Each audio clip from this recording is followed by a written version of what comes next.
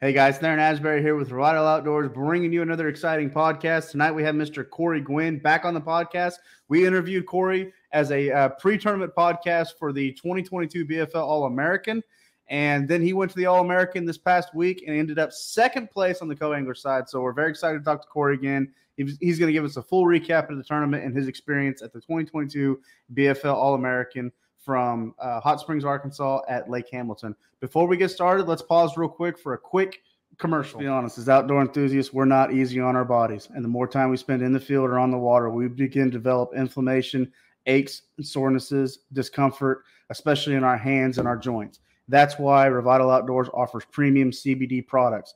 These products are THC-free, made right here in America. You're never going to fail a drug test. We are committed to being a worker-friendly brand. One product that's a favorite among our pro staff and fellow outdoor enthusiasts is our premium CBD cream. This offers 250 milligrams of our premium CBD oil. It's unscented for all the hunters out there that want to use this. This is great for an angler like me that after a long day on the water, cranking on a reel handle or lipping big magnums into the boat during a tournament, you just take a squirt of this, put it on your hand, rub it into your hands. It starts to absorb very quickly into your pores, gets into your joints, provides that inflammation relief, helps you be more comfortable out on the water and get the job done. So check this out. This is our premium CBD cream on our website. Use the code YouTube20 right now to save 20% off your order. And always remember, spend $50 or more and get free 2-day shipping. That being said, let's get back to the show. All right, thank you for tuning in back to this podcast with Mr. Cory Guinn. Again, a second-place finisher to the 2022 BFL All-American, so we got a lot of great content coming your way. Before we get started, make sure that you enter into our $2,500 Sweepstakes Giveaway if you haven't already. You will see this rotating banner throughout this video. All you got to do is hit the link right below this video at the top of the description. It just takes a few seconds to get in. We've got great partners such as Revital Outdoors, the Rod Glove, Costa Del Mar, Cigar Line, Lew's, Strike King, and Tackle Warehouse in on this giveaway. So definitely not a giveaway any angler out there is going to want to miss. Make sure you get in. Also, subscribe to our YouTube channel if you haven't already. That way you get notified when all of our content is dropping. And then check us out on Facebook and Instagram. That's Revital Outdoors. That being said, let's go ahead and get back to the great state of South Carolina, Mr. Cory Guinn. Cory, we just talked to you last week. Very honored to have you back on the show. Thank you for joining us. Congratulations on a successful week at the All-American. And, man, let's talk about it. What happened this week, and what was your overall take from the tournament? Well, I had the optional practice on Memorial Day on Monday, and I went with a great fisherman. I went with Chase Stewart. He's a local guy that I played at, or I fished at Clemson with. Just going over kind of what he done and what he felt was probably going to be one of the winning patterns. He was catching them offshore, and he was catching them in deep brush piles, cranking for the most part. He was cranking in that 10 to 15 feet range. And another thing he done was he went up shallow and did some looking for fish, but he seemed to commit to that deep cranking bite. He caught, he probably caught, if I had to guess while I was with him, it was probably a 10, 12-pound limit, which would have bode well in the tournament.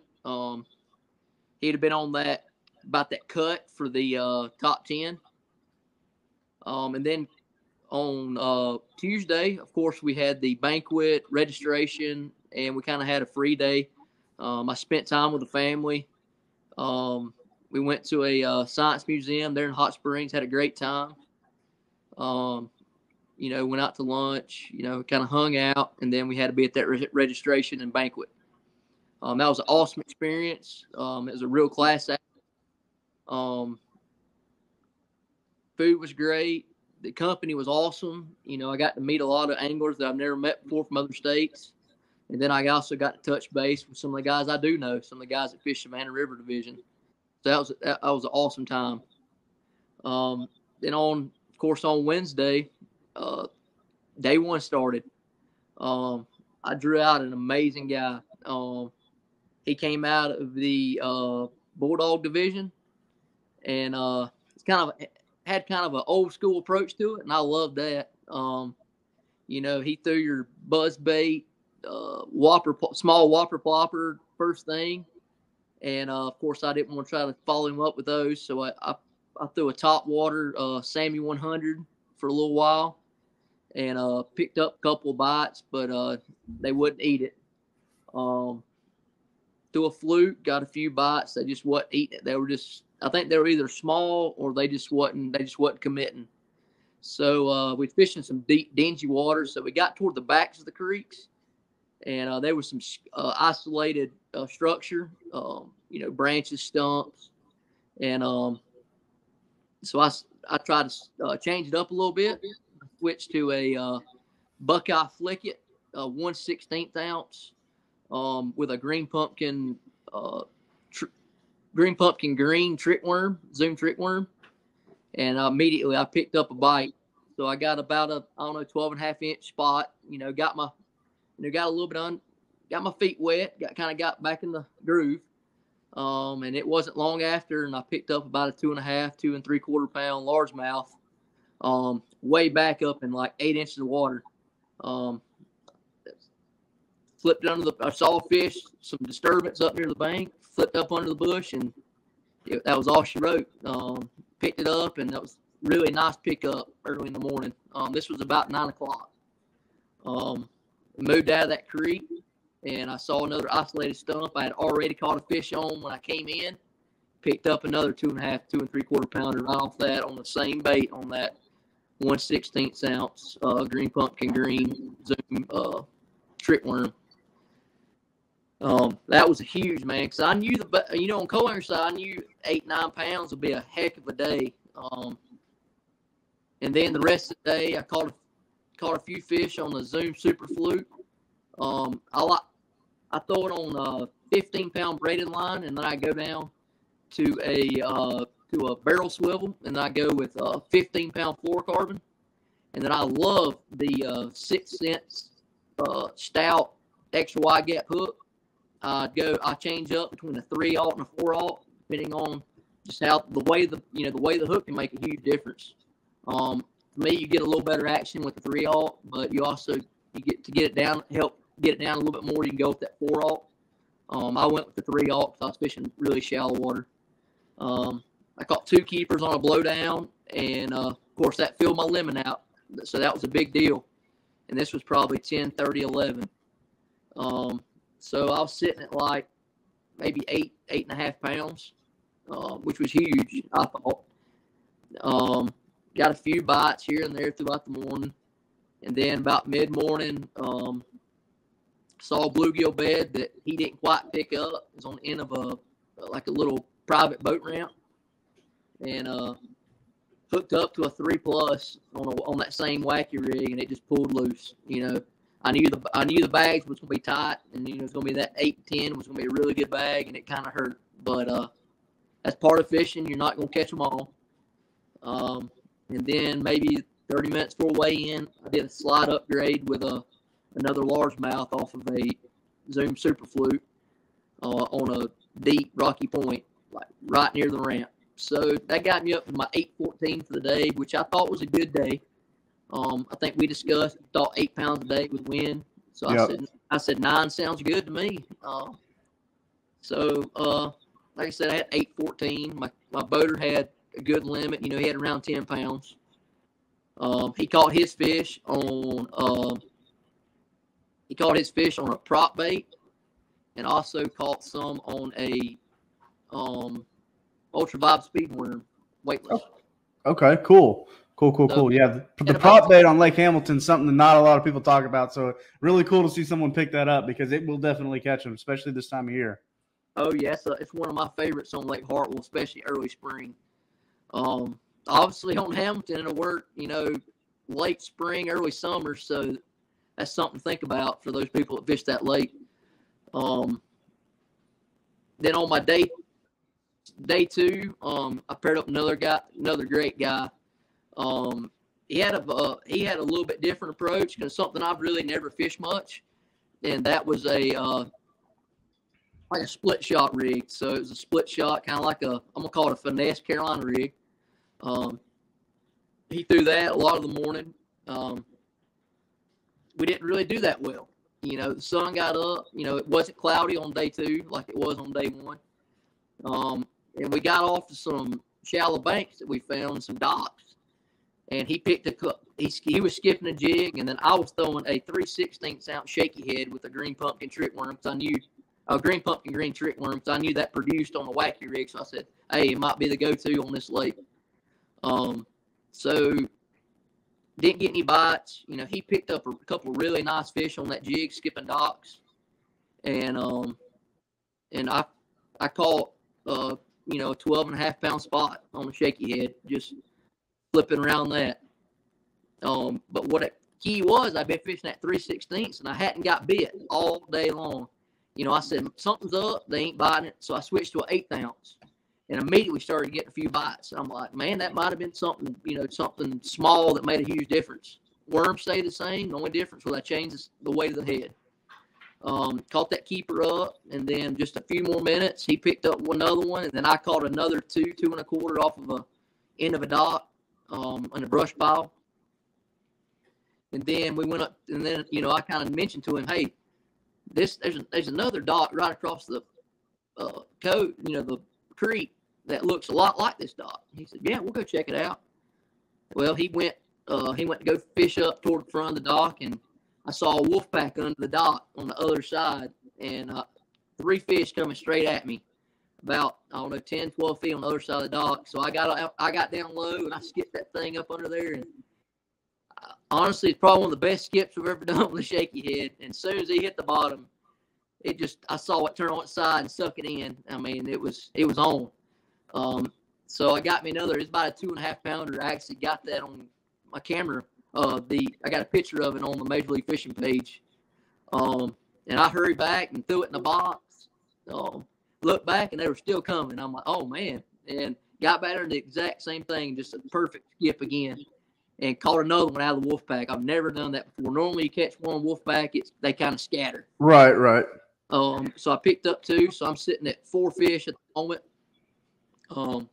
We whipped around and looked, and actually on the other side of that dock, there was actually a brush pile, a green brush pile, which are huge, man. I mean, those always hold fish. And it was in about 4 or 5 feet of water, and I ended up picking up 2 more really good keepers off that tree later in the day. I think we may have hit that brush pile 3-4 times throughout the rest of the day. Let them catch a few fish, let them cool off, let them set back up, and then come back. And it boded well. He ended up catching like 3 more of his keepers and upgraded a couple of times. Or no, he actually got his limit there, and it was huge for him because it moved him all the way up to like 14. Right. So it's such a big deal. He went from he had a really nice bag on day 2. But it was a good day. Didn't catch a ton of keepers, but caught a decent amount of fish. And I think I had 9.9, 9.8 on day 2, which was even better bag. And I'm like, man, I got a 9+ pound average. I said, this is looking good. So I actually jumped up from 4th on day 1 up to 1st for day 2. So I knew I was like, man, that's either could be good or bad. Cause I knew kind of what the boater was doing. I knew he was fishing shallow by some pictures I'd seen on Major League Fishing, and so I got paired up with Connor Cunningham, the one that won it, and it was a tough draw. I'll be honest with you. I mean, it's the secret's out, so I can say it. But he was throwing a 110 Walker Plopper bone color. And he was paralleling the bank, 5 to 6, 8 feet off the bank and paralleling it, making really long casts and burning it back. It was insane how fast he was burning that thing back with an 8.5 to 1 gear ratio. I caught 2 of my 2 keepers came out, just ran them. I saw the fish, flipped at them, caught them on shaky head again, 1/8 ounce. But it was a tough day. It's really hard to follow up a guy throwing a Walker Plopper paralleling the bank. It's hard to throw. It's hard to fish behind the guy leading the tournament that's trying to win $120,000. Every co-angler out there just has to kind of respect that opportunity and put themselves in that position. But then this time of year, when you're on Lake Hamilton, you got a guy parallel on the bank throwing topwater. It is really tough. And that being said, he wasn't. I watched a little bit of some videos from him on the water, and he wasn't exactly fishing slow. No, I think his Ultrex was on 10 the entire time. Yeah. like I said, the whole way I caught them, and I talked to his dad, and he said, "Man, I'm pretty impressed you caught two." It was just tough. It really was. Real late in the day, he tried to help me out, and I really do appreciate that. But the bite was tough offshore, and I understand that. But it was almost too late. But I appreciate the opportunity from you. Absolutely. So I knew some places and optional practice and other that I probably could have ran out the river and caught three keepers. But being that far from the ramp, and things happen. You have motor issues, stuff like that. And I was kind of under the impression that I just didn't really feel like it was my place to, send him all the way up the river. Even though I feel like I could have got three keeper bites, maybe not big, but that might have been. That would have been all I needed. Because you go up the river, it was full of 12 to 15-inch largemouth up in docks, anywhere, isolated structure. But it is what it is. I dropped a second. The guy that beat me, man, he seems like a super nice guy, and he had an amazing draw. Because I know Hunter Eubanks, and he's a great fisherman for one, and then he's a super nice guy. So he had a great draw. So I'm happy for the guy that won it. I could tell he really did appreciate it, and it was like a really big deal to him. Absolutely. Just like it'd be for anybody. Yeah, for sure. So, well, Cory, I remember in our last podcast we talked about you winning that regional. You now have a boat that you're fishing on the boater side now because of that win on the regional. So, tell us how compelled are you to go back to the All-American this time as a boater in the future? I'll be honest with you, it really struck a fire in me, to be honest, to be that close to win the All-American and fall just a little short. I'm not going to tell everybody to watch out, but, I do have a fire in me right now, and I'm coming after them. It might sound, it's not cocky. It's just I feel like I can do it, and I feel like if I put the work in, just like any other fisherman, I can be back here. So, I'm hoping to qualify for the regional this year, and then the regional's on Smith Lake fishing kiwi here. I think that bodes well for me. I'll be honest with you. I grew up fishing kiwi. I really know how to fish that clear water spotted bass, and I feel really good. I really do if I can make it. Give me at least a couple, 5 trips out on the water and kind of figure them out. I got a shot. I feel like, and absolutely. But it's a whole different animal being the boater. It really is. Oh, that's the absolute truth. So, well, Cory, once again, congratulations on your second place finish at the BFL All-American for 2022 this past week on Lake Hamilton in Hot Springs, Arkansas. Really proud to have you back on the podcast. Usually good things happen when we have a repeat angler on the podcast. So I know this won't be the last time we have you on. Before we let you go, anybody you'd like to give another thank you or a shout out to that helped you get to the All-American, that's been supportive in your tournament career, and that just helps you keep out on the water? Like I said, I guess in the first podcast, some of the guys at Clemson University bass team, they were very influential on helping me learn some tricks that I could use, especially being I fished as a co-angler for that also. I fished with Brandon Cobb and Chase Stewart, Ryan Marsh, Andy Wicker, which also made the All-American. Both Chase and Andy made the All-American. Andy actually is going to be with me at the Toyota Series Championship. He's a great fisherman. But I also want to thank my wife and daughter for making this trip out to Hot Springs.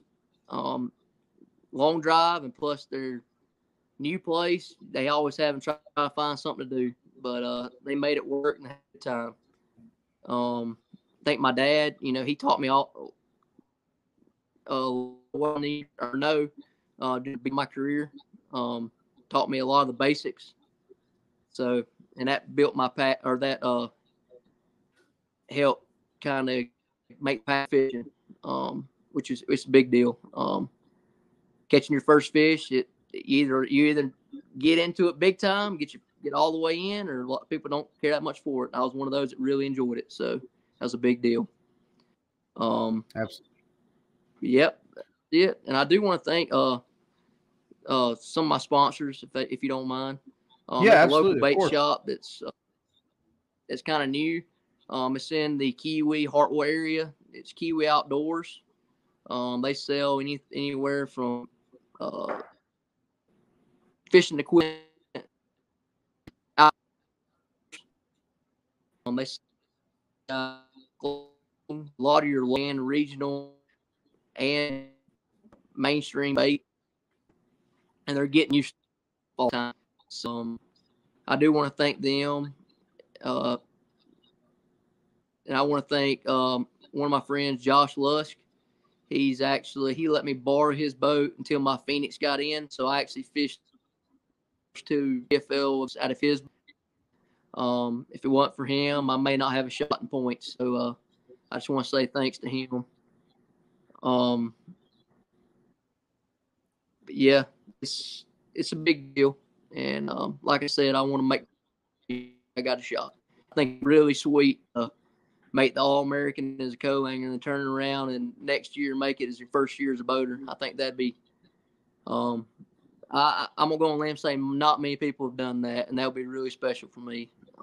Yeah, I definitely don't know anybody that's done that. So yeah, I definitely don't know anybody that's done that. So that'd be really cool to see you do, Cory. And obviously we'll be rooting you on to make sure that happens. I know you're off to a great start this year fishing the Savannah River Division. So you're probably going to make that regional. So hopefully we can make that happen. So Cory, once again, thank you for coming on to the podcast. Again, congratulations on your recent success at the All-American. To all the listeners out there, we've been talking to Mr.